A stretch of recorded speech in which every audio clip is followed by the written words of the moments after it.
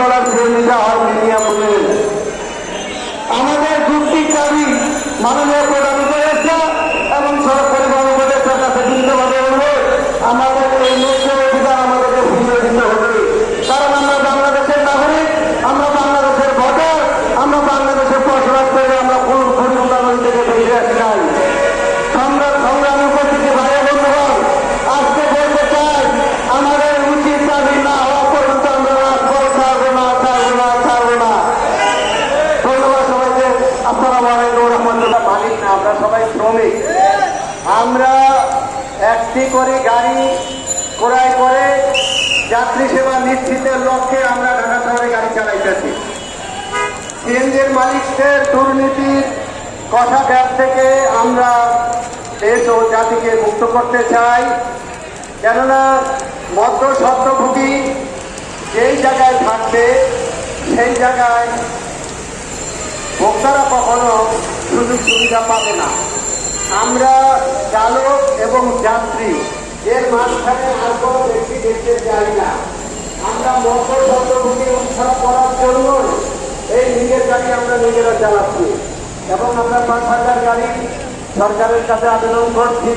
এরপরে আরো 15,000 গাড়ি, মোটামুটি 20,000 গাড়ি আমাদের চালকের মধ্যে যদি দেওয়া হয়, তাহলে আমাদের ঢাকা সিটির মধ্যে আমরা মিটারে গাড়ি চালা পরিপূর্ণ যাত্রীকে সেবা দেওয়ার একটা অঙ্গীকার করতে পারতেছি। যতক্ষণ পর্যন্ত আমাদের গাড়ি দেওয়া না হবে, এই ঢাকা জেলার গাড়িগুলো আমরা ঢাকাতে চালাবো। কেন ঢাকা জেলার গাড়ি এ পর্যন্ত 13 থেকে 14,000 রেজিস্ট্রেশন দেওয়া হয়েছে। 13-14,000 গাড়ি মাত্র 4টা-5টা থানার জন্য কিভাবে সরকার দিতে, সেটাও একটা প্রশ্ন হয়ে গেল। আমাদের ঢাকা শহরে প্রায় 55 না 56টা থানা, এখানে মাত্র 15,000 গাড়ি, আর ঢাকা জেলা মাত্র 5টা থানার মধ্যে দিল 15,000 গাড়ি। সেটা কিভাবে হয়? এটা বিবেচনায় থাকলো। আমাদের গাড়ি উচ্ছেদ করার কোনো প্রকার চেষ্টা বা কোনো প্রকার আলোচনা আপনারা করবেন না, তাহলে ঢাকা জেলার চালকরা ঐক্যবদ্ধ হয়ে এমন দুর্বার আন্দোলন গড়ে তুলবে, ঢাকা শহরকে আমরা একবারে অচল করে দেব। দুনিয়ার মজদুর, দুনিয়ার মজদুর।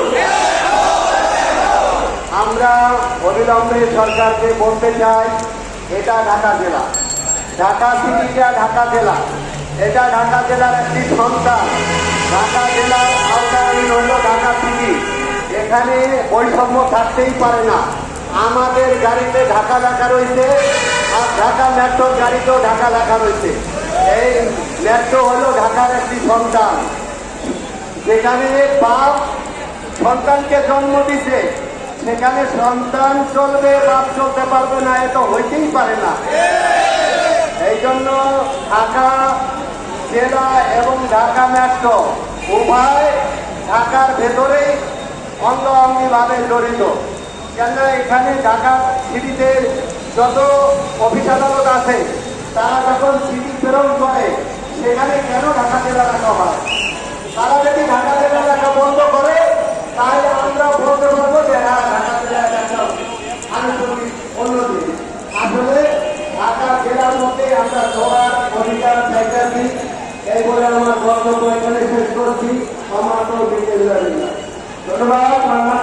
এটাই ভাবতো একটা সিন্ডিকেটের মাধ্যমে এই সিএনজি সেক্টরকে জিম্মি করে রেখেছে। আমরা এই জিম্মি থেকে মুক্ত হওয়ার জন্য একটা করে জেলার গাড়ি কিনেছি। সিএনজি একটা জেলার গাড়িও সরকারকে যে রাজস্ব দেয়, একটা জেলার গাড়িও সরকারকে সেই রাজস্ব দেয়। অথচ আপনারা জানেন, জেলার গাড়ির যে এরিয়াগুলি দেখাইয়া সরকার রাজস্ব নিচ্ছে, সেই জেলার গাড়ির রাস্তাগুলো কেটে নিয়ে সরকার সিটি কর্পোরেশন বৃদ্ধি করছে। আপনি আমার রাস্তা দেখাইয়া আমার জায়গা নিয়ে অপরকে দান করবেন, আর আমাকে আপনি গরিব বানিয়ে রাখবেন, তাহলে আমি যাবো না কোথায়? আমার জনগণের রাস্তাটা আপনি দিয়ে দেন। আমরা মাননীয় উপদেষ্টা বরাবরের এবং স্মারকলিপি বরাবরের মাধ্যমে জানাতে চাই যে আমরা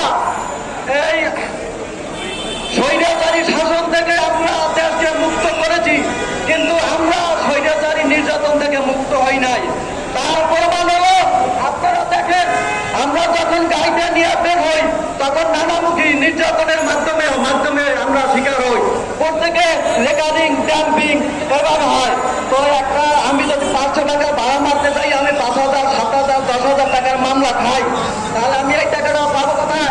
আমার ছেলে সন্তানের টাকার ভিতরে লেখাপড়া করে, আমার 10,000 টাকার ভিতরে, আমি ঢাকার বাইরে যাই তো আমার গাড়ি চালানো সম্ভব নাই। তো আমরা এদেশের রোহিঙ্গা না,